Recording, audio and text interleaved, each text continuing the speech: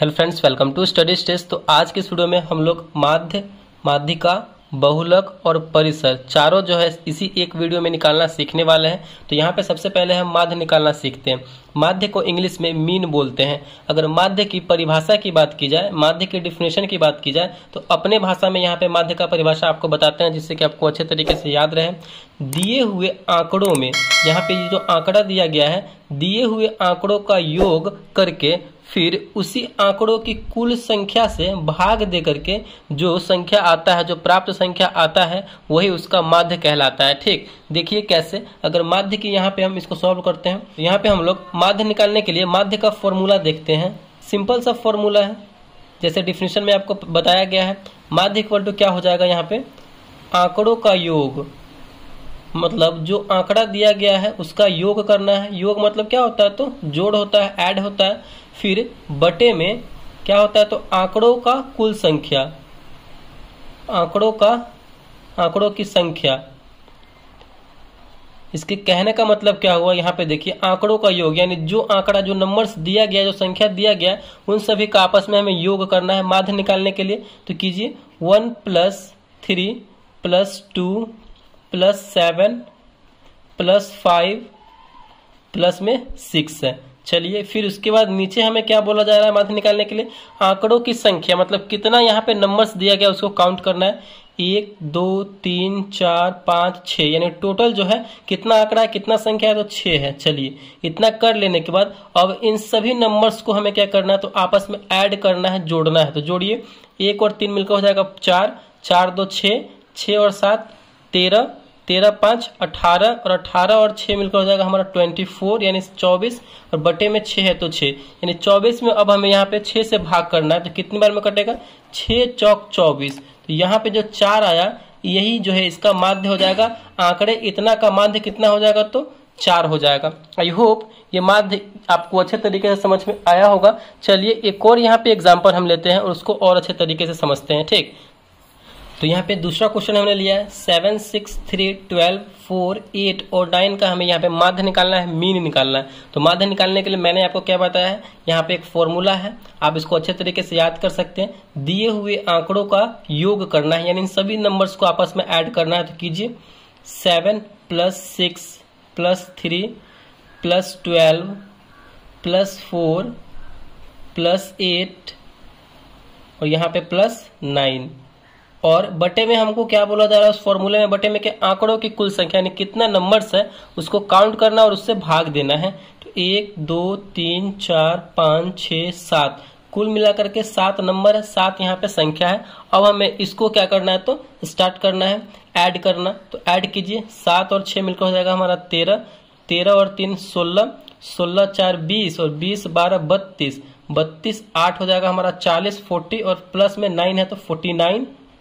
Add करने के बाद आया 49, बटे में 7 है, यानी 49 में हमें 7 से भाग देना। तो कितनी बार में ये कटेगा, 7 7 49, 7 बार में ये कटेगा। तो यही जो है इसका फाइनल आंसर हो जाएगा। ये जो नंबर्स दिया गया है 7 6 3 12 4 8 9 का माध्य कितना होगा, तो निकल के आएगा हमारा 7 आएगा। आई होप ये माध्य आपको अच्छे तरीके से समझ में आया होगा।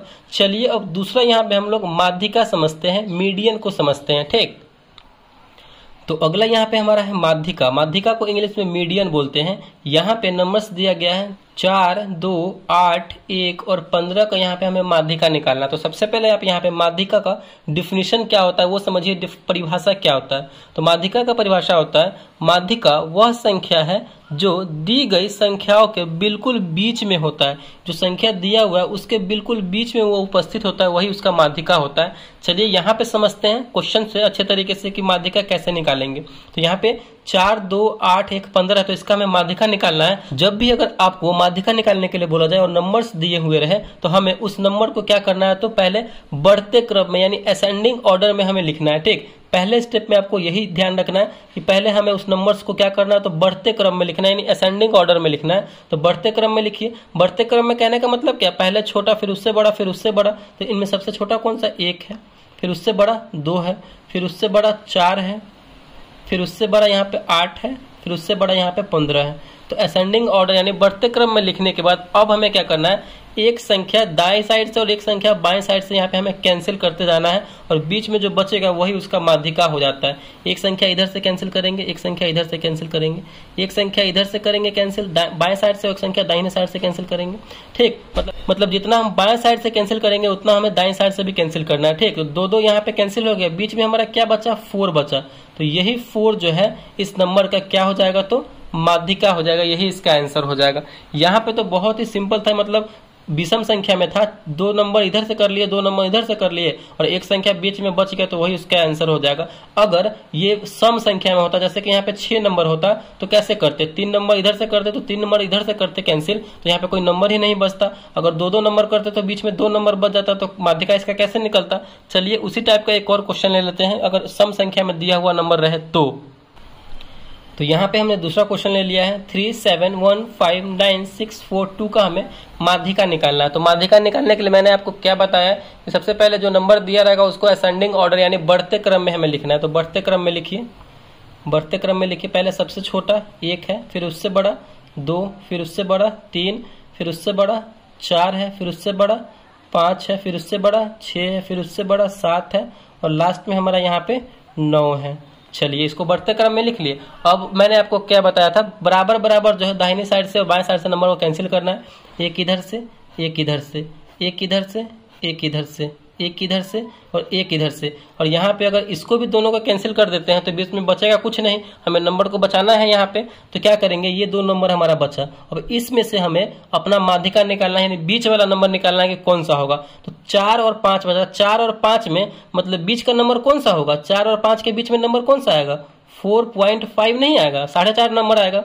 4 और 5 के बीच में 4.5 आता है कि नहीं, बिल्कुल आएगा। देखिए ये हमारा आंसर हो जाएगा। अगर ये ऐसे नहीं समझ में आएगा तो ये 2 नंबर जो बचेगा ना, उन दोनों नंबर को आपस में आपको जोड़ देना है और कितना नंबर है 1, 2, तो 2 नंबर से भाग कर देना है। 4 और 5 9 बटे में 2, 9 से 2 से भाग करेंगे तो कितनी बार में कटेगा, 4.5 यानी 4.5। तो यही इसका फाइनल आंसर हो जाएगा। आई होप ये माध्यिका भी आपको अच्छे तरीके से समझ में आ गया होगा। अब यहाँ पे हम लोग बहुलक निकालना सीखते हैं, यानी मोड निकालना सीखते हैं। तो यहाँ पे आपके सामने बहुलक का क्वेश्चन है। बहुलक को इंग्लिश में मोड बोलते हैं।